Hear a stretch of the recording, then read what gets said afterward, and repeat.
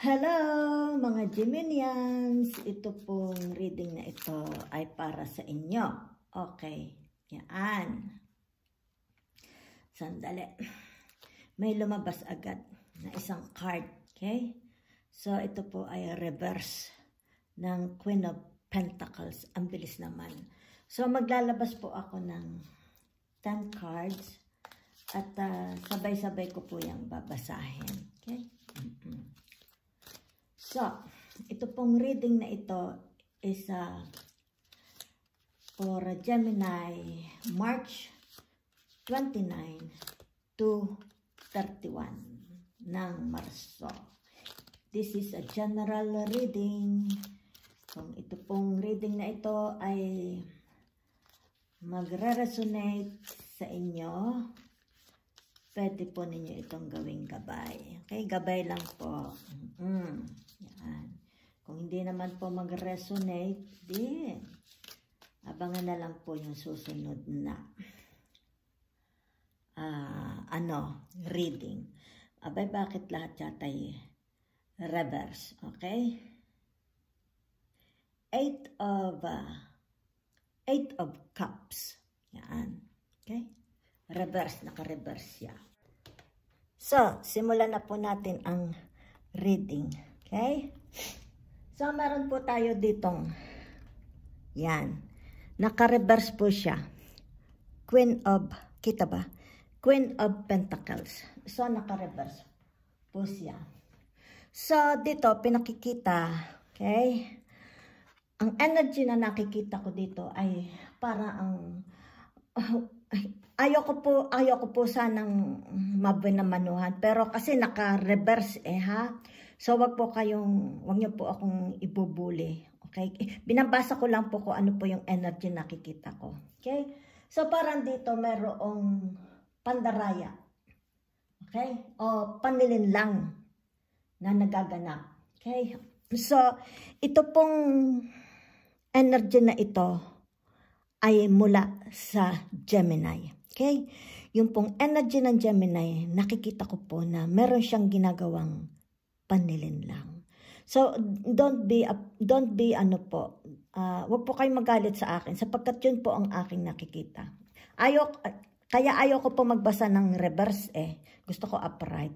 Kaso lumabas siya na reverse. So, may panlilinlang kayong ginagawa dito. Kung ano man po yung inyong panlilinlang na ginagawa, sana po ay malaman ninyo na meron po itong karma. Okay? Kailangan po tayo maging straight, honest, para po yung karma na dumating sa ating buhay ay maganda. Okay? Yan. Parang merong panlalamig. Yan. Oo, para kang may panlalamig. Para kang you are giving, kumbaga sa anong hirap naman ito. Para bagang you are giving cold shoulder sa iyong asawa. Para bagang di mo, para bagang yun na nga. Kumbaga sa deadma, dinededma mo yung iyong asawa. Yan. So yan ang nakita ko sa unang card natin, about Gemini. So ito naman po ang reverse din uli. Okay? Ano yan? 5, 6, 7, 8. 8 of Cups. Okay? Yan. So, parang meron ditong kalituhan, nalilito, confusion. Okay? At saka gulo. Yan. Ano kaya yun? Kung ano man po yun, ay lutasin nyo po. Okay? Hindi magandang simula itong ating reading. So, parang dito merong mangyayaring paglisan. Yan. Para bang hindi ko alam kung saan pupunta. Kasi parang meron ditong iniiwasan. Parang may rejection. Yan kita nyo lumilisan siya. Umaalis siya, tumatalikod siya. Aalis muna siya. Kasi para siyang rejected. Siguro rejected siya ng family or ng friends. Okay? O kaya meron siyang mga gusto nire-reject ng asawa niya, rejected ng asawa niya. Kaya siguro dito pinakikitaan niya ng panlalamig. Yung cold shoulder. Yun. Kumbaga sa English, ganun. Oo. Yan. Wala, parang nakikisama siya pero parang walang gana. Yun. Yun po ang energy na nahahagip ko sa Gemini. Kasi po ang reading na ito for Gemini. And this is a general reading. Pwede pong ito ay umayon sa inyo, mag-resonate or hindi. Oo. Since ito po ay general. Okay po? So, nasa inyo na po ayon kung kayo mag-fit dito sa ating reading. Okay? Since ito naman po'y gabay. Okay? Gabay po ito. Kung hindi naman po sa palagay nyo nangyayari ito, hindi naman po ito sa lahat ng Gemini eh. Sa iba-iba po. For some, yun po. So, meron po tayo ditong Page of Cups. This time, naka-upright po siya. Yan. So, dito, malakas ang instinct mo. Okay? Malakas ang iyong tiwala sa sarili. Yan, pakiramdam. Yan. You trust your feelings. Yan ang nararamdaman ko dito. Yan ang energy na ibinibigay. Yan. Confidence ka. Confident. Yan, ikaw naman ay highly valued ng iyong mga friends. Oh, maganda naman pala eh. Oo. For some Geminis po, okay. Mataas ang sa iyo, pagtingin ng iyong mga kaibigan. Okay? Ng iyong mga pamilya. Yan naman pala eh. Ikaw ay loving, mapagbigay. Yan, mapagbigay. Some of the Geminis, mapagbigay. Okay po? Yan. Mahusay ka din gumawa ng pera. Okay? Nakalagay dito. Ang energy. Yan. At saka ikaw ay very unique. Pagdating sa work, very unique. Kaya madali ang pera sa iyo. Madali mong ma-convince ang tao pagdating sa iyong work. Halimbawa, may ginawa ka. Okay? Tapos, i-present mo. O kaya halimbawa, ikaw ay magugupit. Nagugupit ka ng buhok. Tapos, nakita nila, halimbawa, nag-post ka sa social media ng mga gupit mo ng buhok. Nagustuhan nila. Yaan. So, na-impress sila. Pupunta sila sa iyo. Ganyan. Ganyan ka. Ang iyong paggawa ng pera ay napakadali. Dahil marami kang, kumbaga saan marami kang talent. Na hinahangaan naman ng mga tao. Yan. So, parang dito magkakaroon din ng facelift sa bahay. Okay? Siguro magpaparenovate kayo ng bahay ninyo. Okay? Yan. So, pagdating sa family, okay? Ikaw ay maluwag. Okay? Hindi ka stricto. So, kumbaga sana para kang cowboy. Ikaw ay cowboy. Yan. Nakalagay dyan yung energy nito. Tapos kita nyo ito'y dagat, itong nasa likod, di may isda dito. Ibig sabihin, hindi ka nagmamadali. Nag-enjoy ka. Okay? Kumbaga saan na-enjoy mo muna ang, may mga naliligaw sa iyo, pero hindi ka muna na-oo.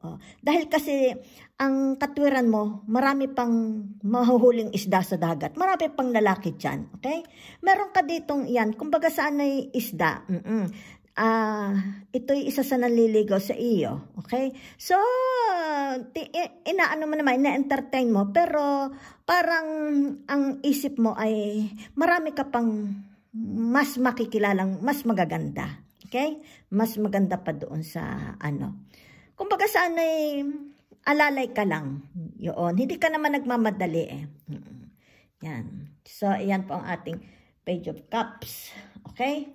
So, meron po tayo ditong kita baga. Yan. King of Wands. Yan. So, ang energy na nahahagip ko dito ay parang ang iyong partner sa ibang Gemini. Parang ang kanilang mga partner is very domineering. Okay? Yan. Overprotective. Yan. Mukhang ikaw ay maano ka magtrabaho. Overwork ka. Oo. Kasi ang nais mo, makagawa ka ng pera. Oo. Huwag masyado. Oo. Baka ka magkasakit. Pahinga ka lang. Alalayan mo lang. Okay? Tapos dito, ang mga tao, they look up to you. Nakatingala sila sa iyo. Oh, makikita mo may mga tao nakatingin sa iyo. Yan. Maraming mga tao nakatingin sa iyo. Bakit kaya? Ano? Dahil kasi nakikita nila yung kasipagan mo. Yung iyong enthusiasm. Oo, yung passionate mo. Okay? Sa pagiging leader. Yan. Siguro mahusay kang magbigay ng payo.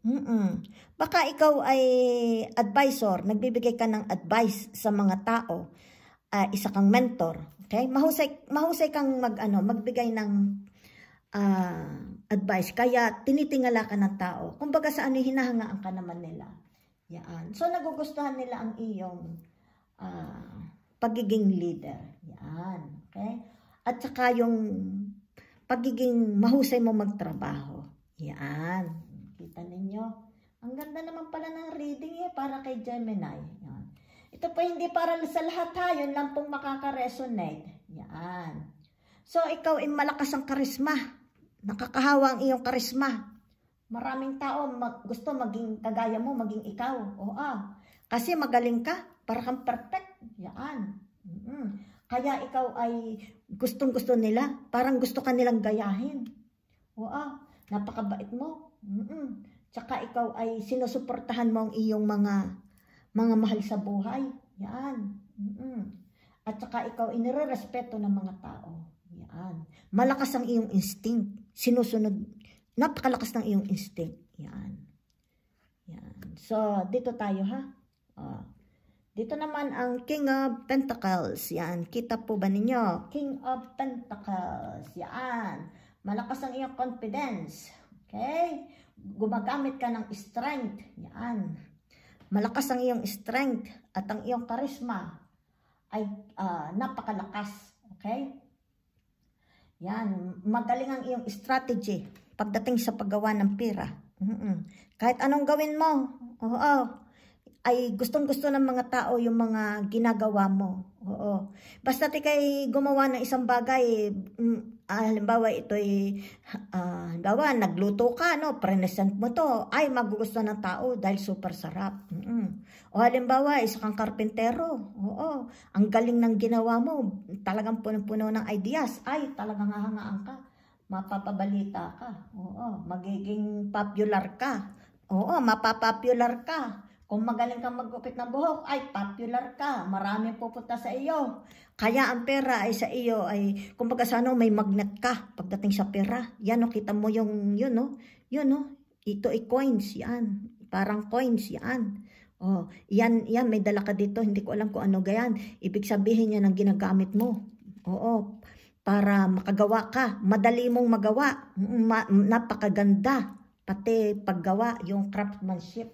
Yan. So, yan ang nakikita ko sa King of Pentacles na energy. Yan. Kita mo, ang mga tao sa iyo, nakapalibot, tinitingnan kanila, hangang-hanga sa iyo. Hangang-hanga ang mga tao. Dahil sa iyong mga ginagawa, sa pagiging leader mo, at saka yung mga advice na binibigay mo sa kanila, ay talaga naman, super naman. Hindi kanila makalimutan. Kumbaga adore na adore kanila. At dinedepensahan mo rin, pinoprotektahan mo ang iyong mga ari-arian. Yan. Kita mo may bahay dito, pinoprotektahan mo yan. Yung properties mo, yan Yan, yung nasasakupan mo, pinoprotektahan mo yan. Anong ganda naman ang reading. Yan, so meron po tayo ditong justice. Yan. Para po sa iba, yan, ay parang merong legal action, merong demandahan. Ano ba naman yan? May mga kontrata, may mga dapat na lumabas na katotohanan. Ano kayang katotohanan? Yun. So, mag-iingat po pagdating sa pagpirma ng mga kontrata. Huwag basta pirma ng pirma. Masama. At baka yun ay kung ano ng kauwian noon. Basahin mo ng kontrata bago pumirma. Yan. O kaya bago gumawa ng agreement. Yan. O kaya naman ay parang nakikita ko dito sa mga anak, baka nag-divorce kayo, ngayon yung custody ng mga anak, yan, nakikita ko rin diyan. So maganda naman, uy, mabagsik itong isang ito, yan, Masyado kang hardworking. Oo. Iniiyo mo na yung trabaho. Humingi ka naman ng tulong. Yan. Para kang nahihirap. Kumbaga saan ay masyado mong alaga yung family mo. So, para bagang ang gabi ginagawa mo ng araw, ang araw ginagawa mong gabi. Humingi ka na, wag magkakasakit ka. Nakikita dito, oh. Yan. So, ito ang 10 of Wands. Yan. 10 of Wands. So, dito pinakikita. Yan. Meron kang creativity. Magaling kang lumikha ng mga bagay, ng mga, halimbawa, gagawa ka ng isang project, ideas, or trabaho. Magaling ka. Punong-puno ka ng ideas. Oo. Pero iniiyo mo ang trabaho. I-delegate mo naman. Oh, kita mo, oh. Halos madapa ka na, oh. Sinusulo mo na yung trabaho. Huwag naman. Maraming taong gustong tumulong sa'yo. O, huwag ka mahiya. Magsabi ka lang, tutulungan ka nila. Dahil ganun ka nila kamahal. Oo. Yan. At dito nakikita, yan, na ikaw ay determinado, yan. At medyo, yan nga, dito parang pinakikita na ikaw ay kuripot. May kuripot ka ba? Kuripot ba ang Gemini? Yan. Kumbaga saan dahil sa sobra nilang trabaho, ay ang pera ay halos ay ayaw na nilang bitawan. Oo. Kaya, halimbawa may hihingi, o kaya anak o kapatid, medyo hirap-hirap magbigay. Oo, may pagka-stingy, kuripot. Oo, pero okay lang. Yan, oh. So, dito, hingi ka tulong, oh. Masyado mong iniiyo mo lahat. Iniiyo mo ang trabaho. Huwag. Baka magkasakit. Yan. So, dito naman tayo sa 4 of Wands. Yan, kita po ba ninyo? Ay, maganda ito. May celebration. Mukhang may wedding. May ikakasal. Ay, yan. Merong pag-asa. Merong mga pangako na makukuha. Yan, kasipagan. Yan. At saka, ay, meron ditong family reunion. Mukhang may darating. Meron yatang balikbayan darating. Yan. Ito kung makaresonate ang ibang Gemini, ha. May mga kamag-anak sa abroad darating. O kaya baka asawa from abroad dadating. Yan. Kaya naman merong graduation. Yan. Yan. Baka naman may mag-graduate sa mga anak nyo, kapatid nyo, pamangkin. Yan. Kakatawa. May graduation. Yan. Ngayon, ito, kita nyo itong mga bulaklak na nakasabit na yan. Ibig sabihin yan, kung dito sa Europa is spring, nagsisimula ang tubuan, magtubo yung mga bulaklak, mga dahon-dahon, mga puno, nagkakadahon. Yan. So, ibig sabihin nito, fertility. Maaring may magbuntis dito. Yan. O maaari naman may isang proyektong ginagawa, mag-bloom, mag-grow. Yan. So, kumbaga sa magiging abundance, magkakaroon ng abundance. Kasi may fertility nga yan, tumalsik pa yung aking laway. Ano ba yung, excuse me? Yan, ano ba naman yan? Oo. Kaya naman ay dito ay merong lilipat ng bahay. Yan. Siguro gawa na yung bahay. So lilipat na sila. Yan. Ay, napakaganda naman ang karoon na ito. Ano ba naman yan? Sabi ko, di ba? Baka dito meron kang ginawang, halimbawa meron kang ginawa. Tapos ito ay nakikita mong nag-grow na, nagbo-bloom na. So yun ay napakagandang investment. Maaaring ang investment mo ay kumikita na. Kung ano bagang investment? Ito. Malaking pera. Malaking kasaganaan. Yan. So ano pa? Ano pa nakikita ko dito? Sandali, ha? Pwede mo rin makita dito si Mr. Right o kaya si Miss Right. Kasi nga ito ay tagsibol na Yan, kumbaga saan ay fertility. Yan. Alin man ang may magbubuntis, alin man na ang negosyo ay nagbo-bloom, nagbo-boom. O kaya ay ikaw ay nagsisimula na maghanap ng kapartner. Yan. So makikita mo na yung si Mr. Right or si Miss Right. Yan. Napakaganda. Ano ba ang basa dito? Yan. 9 of Wands. Yan. 9 nga. Tama. 9 of Wands yan. So, nakikita dito ang determinasyon. Okay? Sa pagbuo sa pagtindig. Yan, no? Kita mo, oh.